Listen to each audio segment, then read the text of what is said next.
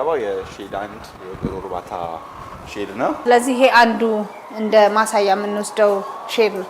አዎ ይሄ ካለን 11 ሼድ ውስጥ እንግዲህ ይሄ አንዱ ሼዳችን ነው። ሼድ ቁጥር 1 ነው ስያሜው። ወደዚህ ሼድ ስንመጣ ያው እንደምታዩ እንግዲህ መንግስት ለማህበራቱ ይሄን የመሰለ ሼድ በመገንባት እንዲሁም ደግሞ ያው ከተማ ግብርና ላይ እንደምታዩ በጠባብ ቦታ ላይ በርካታ ዶሮችን ሊይዝ የሚችል የኬጅ ሲስተም ነው የተገጠመው።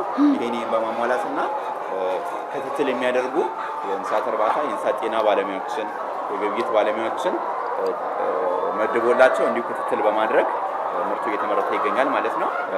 እነዚህ ዶሮዎች ከገቡ አሁን 1 አመታቸው ነው። አሁን በቀን እስከ 2800 እና ከዛ በላይ ምርት እየተገኘ ከአንድ ሼድ ውስጥ ማለት ነው። ከዚህ ሼድ ብቻ ማለት ነው። ከፍተኛ የምርት ደረጃ ላይ በነበሩ ሰዓት እስከ 3100 እንቁላል ሲመረስ ነበረ። ያው ዳታም ሪከርድ ላይ ማየት ይቻላል። አሁን ከ2800 በላይ ምርት እየተመረተ ይገኛል ማለት ነው። ከሳቸው ጋር ደግሞ እስቲ ምንድነው በምን መልኩ ነው ምርቶችን ተደራሽ የሚያደርጉት ምንስ ተጠቀሙ የሚለው ከሳቸው እንጠይቅ። ካንተ ጋር ተመልሰን እንገናኝ።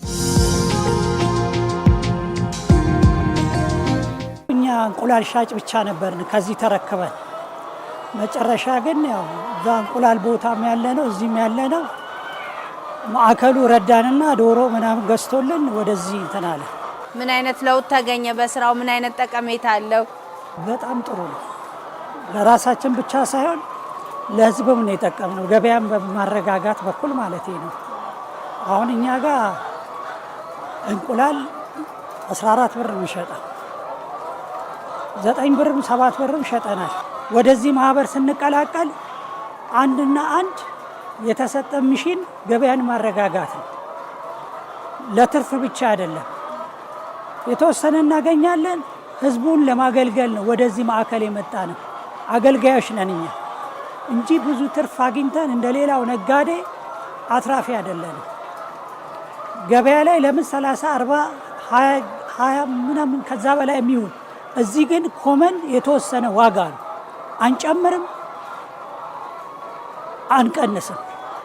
በዛ በተባልነው ከማዕከሉ በወረደልን ዋጋ መሰረት ነው የምንሸጠው። በእነዚህ 2 አመታት ውስጥ እንደው ምን አይነት አቅም አተረፋችሁ? ደህና የተወሰነ ትርፍ እናገኛለን። ብዙም ባይሆን እናገኛለን። ራሳችን ችለን ገንዘብም እየቆጠብን ነው አለ።